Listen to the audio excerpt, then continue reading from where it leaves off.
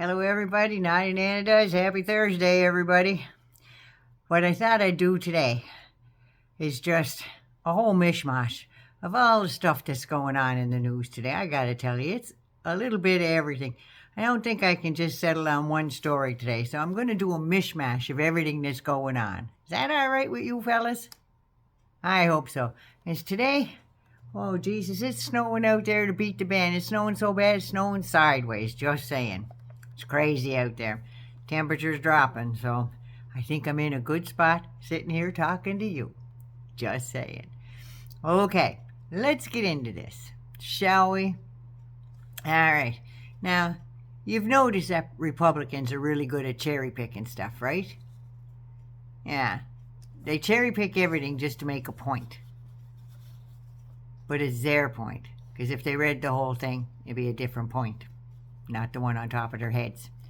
But like they cherry pick everything from Bible verses to Martin Luther King Jr.'s words. That's right. And they only pick the phrases and the words that they like that will make them look good. That's all it is. Now they only quote Martin Luther King's words basically one day of the year, and that's on Martin Luther King Day. The rest of the time is if something racially is going on in the country, they have that one slogan, basically, we don't care what color you are. Yeah, that's the only one they use. But anyway, sadly, they turn around and they do every single thing that he was against. Sadly, they also go against most what's in their Jesus' Bible. Because their Jesus' Bible must be only about this thick because of all the cherry picking of verses that they're doing. Now, I'm not saying I'm a saintly person. I curse like a goddamn sailor. I'm just saying. But you know what I am? I'm basically a good person. And I care about people. People. People and animals. I don't care about race, creed, friggin' age, sexual orientation. I don't care about your lifestyle. It's none of my business.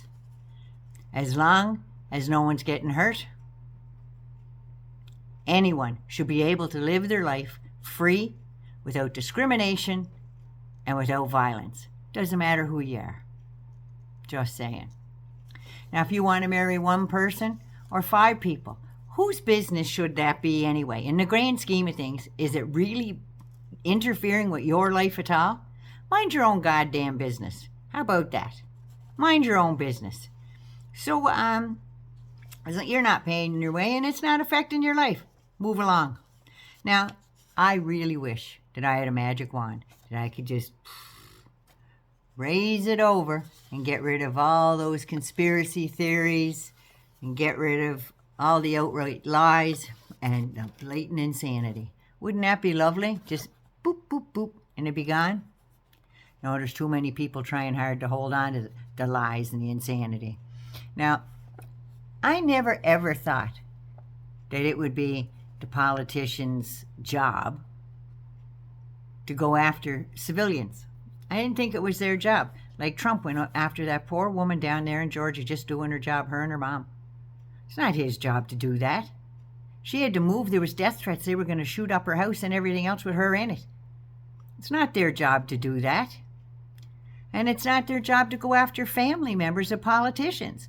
The big law used to be, leave the kids alone. Keep the kids out of it. But no, they don't. It just seems that as soon as the Republicans got in there, they just made their whole basket full of Hunter and Joe Biden eggs. That's all they put in their basket, because that's all they seem to be worried about. They got 2 years, and that's all they're going to go on about, because, oh yeah, and they're getting rid of the ethics committee so nobody can investigate them and their bullshit. Now, if there was any illegal things done by any of these family members, then let the people who investigate the crimes go and do something about that, shall we? How about we do that?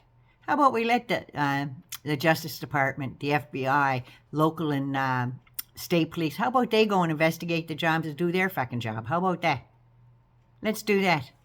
Now, even before the Republicans won, they've already, and it was a slim margin, I'll just say that, They were already sharpening the spears and polishing the lanterns so they could go after Joe Biden, Hunter Biden, and Joe's two brothers. That's all. It doesn't matter that Jared Kushner got $2 billion for selling secrets to the Saudis. That doesn't matter.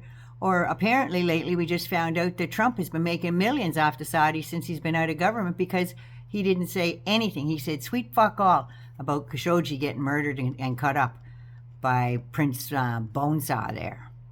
So I think what's good for one's good for all, so they better start looking into Jared Kushner, Trump, and Ivanka, I might add, who got like 40 goddamn trademarks for the Chinese while she was on state business.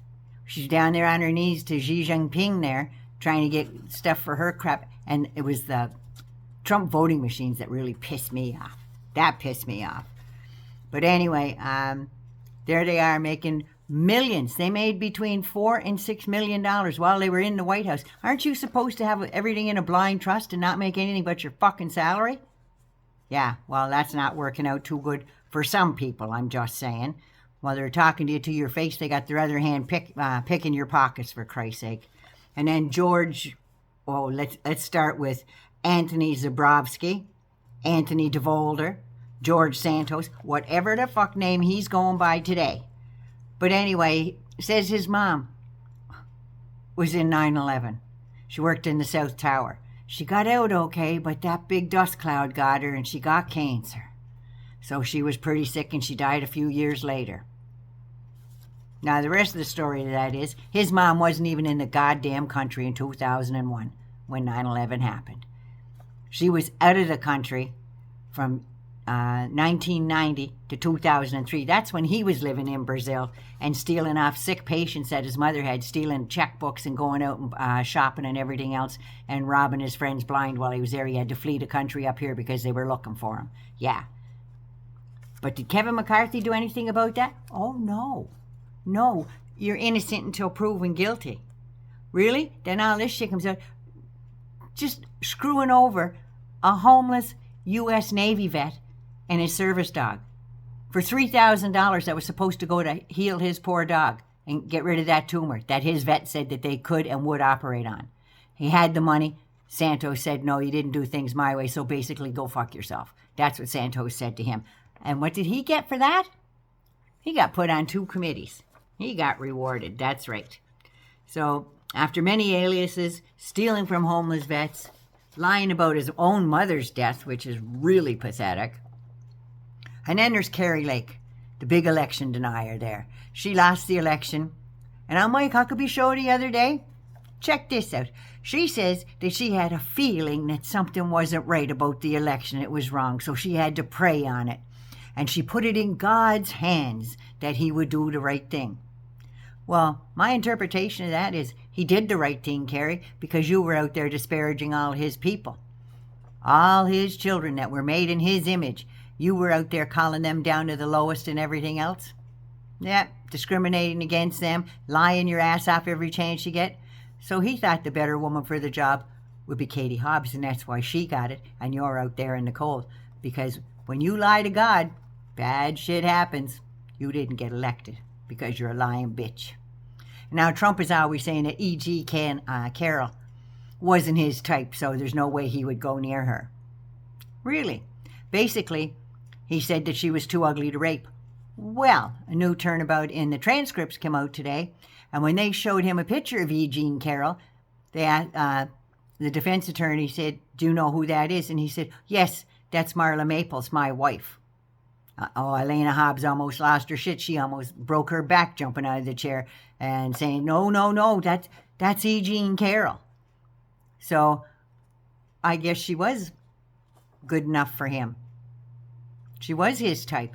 Because if she looked like Marla Maples, he married her. He wanted her to have an abortion and everything, but he married her. And then they ended up having Tiffany. So anyway, yeah, that's Marla Maples, my wife, he says. It was E. Jean Carroll. And lastly today, how are any investigations going to happen when they've all but abolished the congressional ethics committees? How can they do that? They did that so they couldn't get investigated for their own shit. That's why they did that. And then they turned around and put the likes of Scott Perry and Lion Lips Boebert there on the friggin' Homeland Security thing, where you know there's going to be an impeachment hearing for Alejandro Mayorkas. You know that, right?